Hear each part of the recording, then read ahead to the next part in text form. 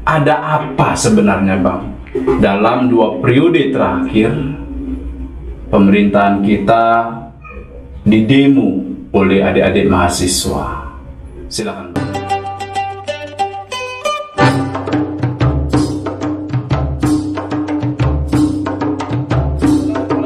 Assalamualaikum warahmatullahi wabarakatuh. Selamat siang menjelang sore teman-teman Papi.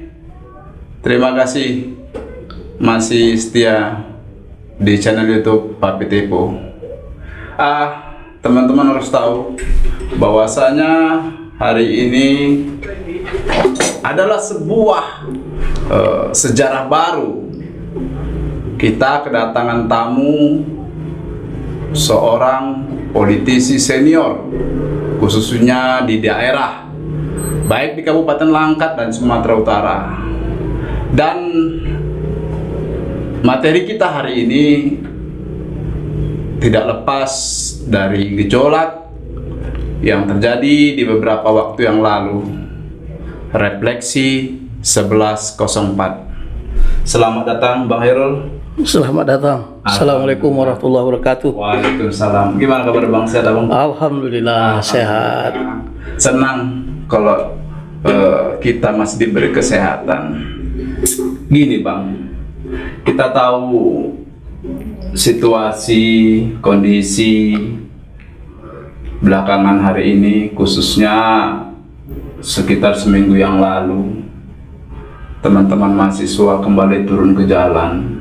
Dan dalam catatan saya Bang, untuk 2 periode kepemimpinan Bapak Presiden Jokowi, ini yang ketiga kalinya adik-adik mahasiswa turun ke jalan. Nah, dari 3 ini Bang, saya tidak akan flashback ke 2 sebelumnya.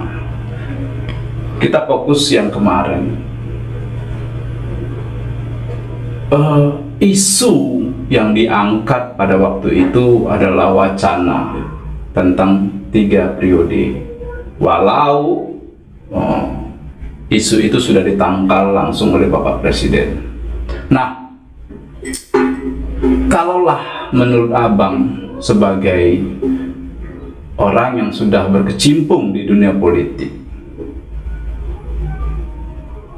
ada apa sebenarnya Bang dalam 2 periode terakhir pemerintahan kita didemo oleh adik-adik mahasiswa? Silakan Bang. Baik, yang namanya mahasiswa ini kan betul-betul ya dari dulunya sebagai agen perubahan. Ya, kita tahu bahwa mahasiswa itu dia lepas dari intrik-intrik politik sebetulnya. Jadi itu berdasarkan bagaimana mereka ingin menyuarakan yang mereka melihat kondisi hari ini harus disuarakan. Kalau kata saya pakai kata Anies Mata itu bahwa ini adalah alarm untuk pemerintah gitu. Jadi alarm itu ada tanda-tanda, tanda-tanda bahwa situasi ini harus segera diperbaiki, diselesaikan. Oke, ya. Bang. Mungkin Abang baca bahwasanya ketika aksi berlangsung di beberapa media itu ada membuat judul-judul nyeleneh yang katakanlah pengunjuk rasa dibayar 100.000 per orang. Ada lagi kalimat mahasiswa diganti maha sewa. Abang melihatnya bagaimana itu Bang?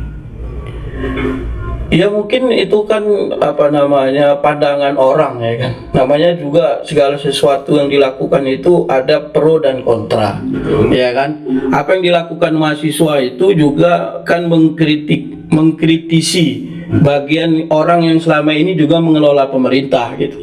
Di satu sisi mungkin ada orang-orang ini yang merasa terganggu dengan apa yang dilakukan oleh pemerintah. Ya, dilakukan oleh mahasiswa maksud saya. Jadi ya mereka otomatis akan mencari segi-segi negatif yang dikeluarkan atau yang ditampilkan gitu.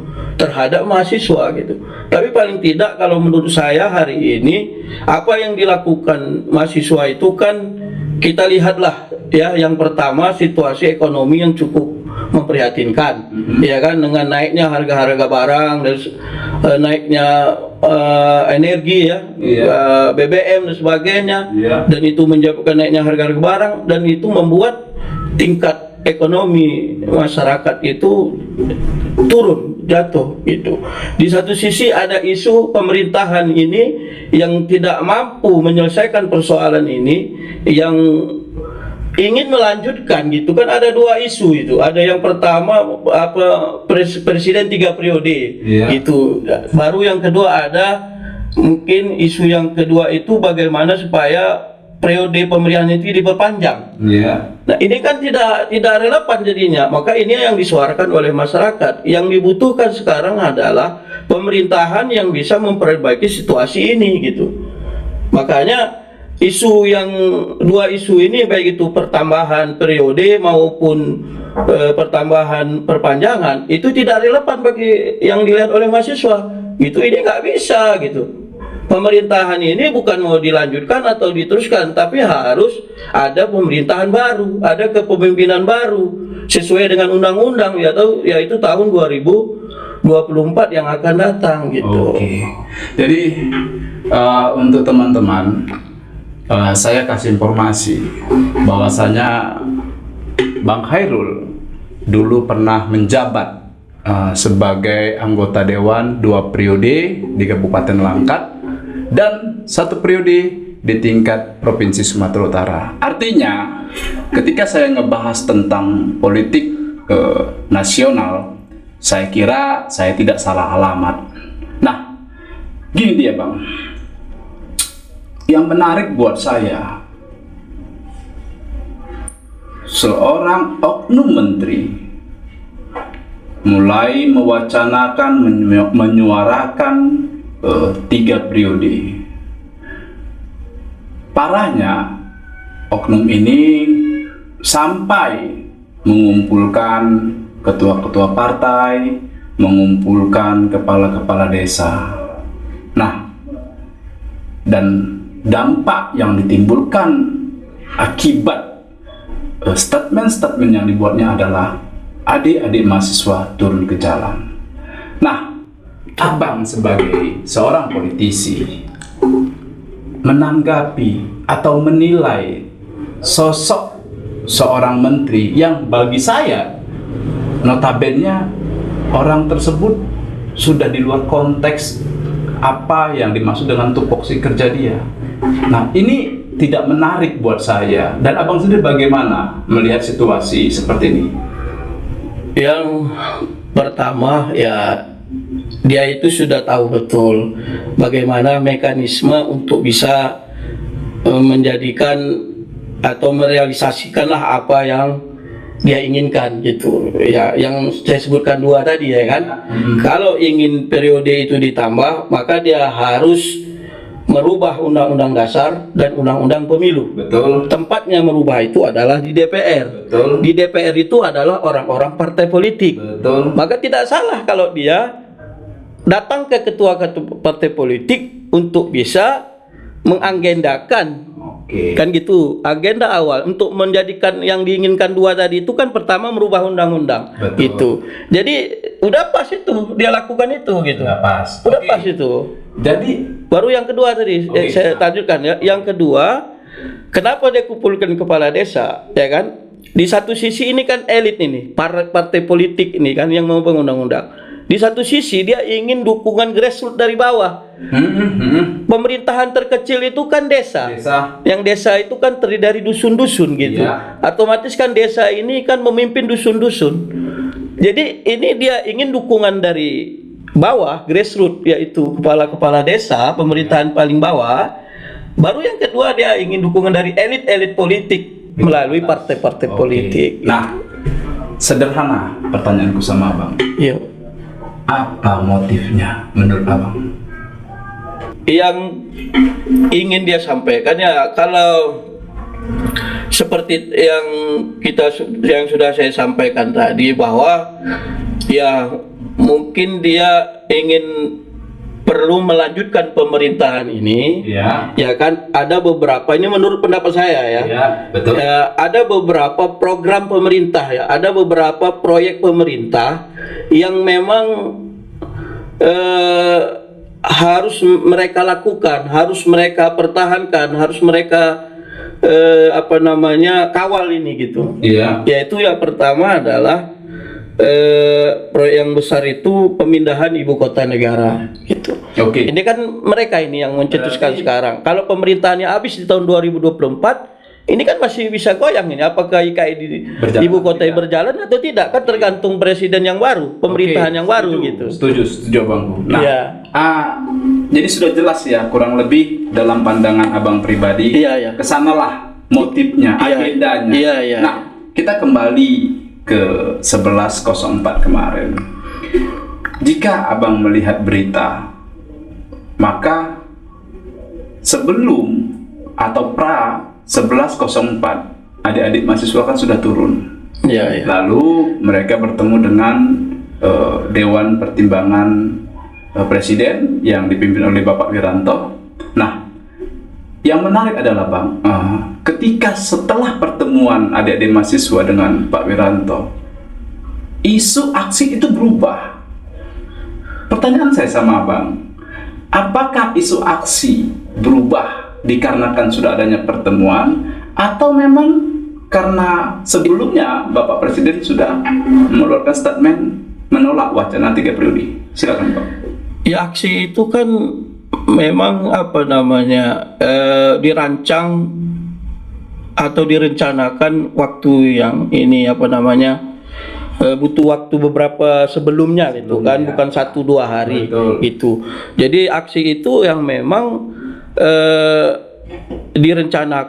dirancang oleh adik-adik mahasiswa itu dengan berkoordinasi BEM seluruh Indonesia itu, dengan isu kemarin adanya bahwa keinginan dari oknum lah saya katakan ya, karena kalau presiden kan sudah bilang saya tidak gitu, tapi ada orang tahu ini adalah orang presiden, namanya dalam tanda kutip kan kita nggak tahu ini, ya kan, ada orang kepercayaan presiden lah hari ini yang terus bergerilya agar 2 periode ataupun perpanjangan ini bisa dijalankan gitu. Nah, sehari sebelum itu kan, sebelum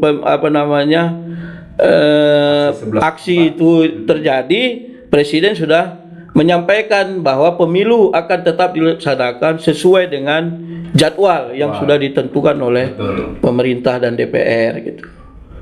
Jadi dengan situasi itulah, tapi esensinya sebetulnya tidak berubah gitu, bahwa kondisi hari ini ya tidak relevan lah kalau ingin memperpanjang periode maupun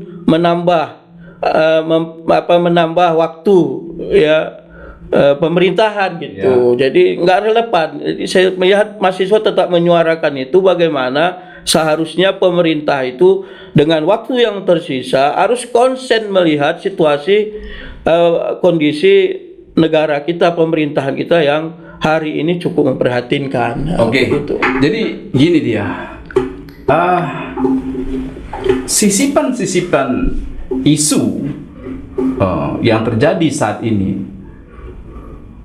pantaskah ketika masyarakat Indonesia yang baru, katakanlah berangsur-angsur selesai menghadapi pandemi, jadi endemi, lalu tiba-tiba disambut dengan kenaikan bahan-bahan pokok, termasuk BBM, dan rencananya gas. Jujur, saya melihat dalam hal ini negara gagal untuk hadir di tengah-tengah masyarakat. Abang sendiri bagaimana melihatnya? Itu yang menjadi dasar utama sebetul pergerakan mahasiswa ya. Jadi kalau boleh saya ceritakan bahwa saya adalah aktivis tahun 98. Saya ketika tahun 98 itu sebagai Ketua Kesatuan Aksi Mahasiswa Muslim Indonesia Komisariat Universitas Sumatera Utara. Jadi kita pantau betul dan kita aktif betul mengikuti aksi-aksi menurunkan Soeharto ketika itu. Latar belakangnya kan tetap ekonomi gitu kan. Artinya tahun 98 itu memang keterpurukan ekonomi masyarakat gitu. Ya krisis ekonomi di mana-mana gitu. Nah, ini kita lihat juga seperti itu. Adanya krisis yang luar biasa memang di satu sisi diakibatkan oleh pandemi ya. Corona ini memang mau tidak mau kita harus hadapi ini. Tapi ditambah tadi yang seperti dikatakan bahwa ketika ini baru mulai, mengapa tidak pemerintah ini memberikan stimulus sebetulnya bagaimana ekonomi ini bisa lancar, tapi malah sebaliknya menaikkan harga-harga gitu yang menyebabkan agak apa namanya itu ya, agak melambat itu ya, pergerakan ekonomi itu agak melambat jadinya. Seharusnya udah bisa bergerak cepat, agak melambat kita. Di satu sisi harga BBM itu kan akan menyebabkan semua harga jadi rusak. Belum lagi kenaikan pajak gitu kan, ya, menyebabkan harga barang jadi naik gitu. Kenapa? Karena ya produsen kan nggak mungkin juga mau rugi gitu. Begitu pajak menaikkan, harga pemerintah menaikkan pajaknya, ya harga tentu dinaikkannya gitu. Oke. Supaya harga masih tetap. Ya, dengan sendirinya kalau pajak naik, maka produsen akan menaikkan harga barang. Itu udah hukum ekonomi. Iya. Oke. Nah, ketika BEM seluruh Indonesia pada waktu lalu mengatakan serentak untuk melaksanakan aksi kepada mahasiswa-mahasiswa yang ada di tanah air. Abang tahu nggak kalau pada 11.04 itu ternyata katakanlah BEM yang ada di Kabupaten Langkat ini tidak menjalankan aksi turun ke jalan. Kira-kira apa yang terjadi sebenarnya, Bang? Sampai saat ini saya belum mencari informasi itu terkait dengan ini gitu ya. Yang perlu saya sampaikan, menurut saya ini sangat disayangkan. Kenapa mahasiswa Langkat itu tidak ambil andil dia, walaupun sedikit ya kan, harus disuarakan gitu. Jadi saya coba ini belum saya dapat informasi kenapa tidak jadi, tapi ini apa namanya, ini salah satu mungkin problem yang terjadi di dunia mahasiswa yang ada di Langkat ya. Mungkin ini alarm juga buat mereka, tanda-tanda buat mereka bahwa hampir mungkin habis rasa apa namanya itu, rasa empati gitu ya. Ini kan mahasiswa harus punya, selain dia memang memiliki tanggung jawab untuk menyelesaikan studinya sebagai mahasiswa, di satu sisi mahasiswa itu punya tanggung jawab ya sebagai mungkin dianggap orang yang lepas dari dunia intrik yang lain-lain, politik dan sebagainya gitu. Bahwa kalau suara dari mahasiswa itu adalah memang suara keprihatinan dari masyarakat itu. Nah, kalau ini dengan segitu besarnya aksi-aksi yang dilakukan oleh mahasiswa di seluruh Indonesia, kenapa Langkat turun ketika itu gitu. Jadi seperti kehilangan kehilangan momen kehilangan energi mereka untuk melakukan atau berpartisipasi, mengambil andil ya, bahwa persoalan di Langkat ini juga nggak jauh-jauh dari daerah yang lain gitu. Betul. Bahwa Langkat ini bagian dari Indonesia. Ada satu pertanyaan yang ingin saya ajukan ke Abang. Kita sama-sama melihat di waktu lalu beberapa ketua partai rame-rame secara euforia menyuarakan wacana 3 periode. Dan menariknya, setelah adik-adik mahasiswa turun, semua tiarap. Kira-kira Bang, apakah ada dampak dari sikap-sikap ketua partai tersebut terhadap partainya? Silakan Bang. secara politik memang belum bisa dikatakan berdampak lah sekarang. Yang pertama karena pesta politik gitu ya, pemilu itu kan masih ada jauh lah ya, hampir 2 tahun lagi untuk menuju 2024. Jadi ini perkembangan politik juga terus bergulir ya, sedikit banyaknya keberadaan partai politik di pemilu 2024 itu juga masih belum final gitu, partai-partai mana yang mengikut pemilu dan sebagainya. Ini kan juga mempengaruhi karena mungkin adanya partai baru ya kan, partai lama dan sebagainya gitu. Jadi secara kalkulasi politik sebetulnya belum bisa dikatakan berpengaruh lah, karena ini seperti saya katakan tadi ya, masih banyak variabel-variabel untuk bisa memenangkan pemilu 2024 ini gitu. Ya, ini kita kembalikan kepada masyarakat. Ya, kalau dari ingat masyarakat kita ini kuat, ya kan, begitu 2024 dia akan ingat itu, flashback kembali. Ini partai ini nggak mendukung reformasi, malah mau memperpanjang ketika itu, gitu kan? Betul. Nah, itu kan kita kembalikan kepada masyarakat kita, apakah daya ingatnya kuat atau lemah gitu kan, sehingga begitu 2024 kejadian 2023 maupun 2022 ini tidak terekam lagi. Sehingga itu tidak menjadi variabel mereka menentukan pilihan untuk pemilu yang akan datang. Jadi percayalah bahwasanya kita sebagai bangsa Indonesia, sebagai rakyat Indonesia, menginginkan Indonesia jauh semakin lebih baik dan lebih baik lagi ke depan. Dan perubahan-perubahan itu tidak lepas dari regenerasi kita, yaitu salah satunya adalah pelajar dan mahasiswa. Makanya sekali lagi saya mengingatkan sama teman-teman, percayalah bahwa adik-adik mahasiswa kita, mereka masih murni menjalankan aspirasi masyarakat dan rakyat Indonesia. Bang, secara pribadi Abang masih percaya kan dengan mahasiswa di tanah air ini? Percaya. Saya yakin dan percaya bahwa mahasiswa itu bagian dari terpenting ya, sebagai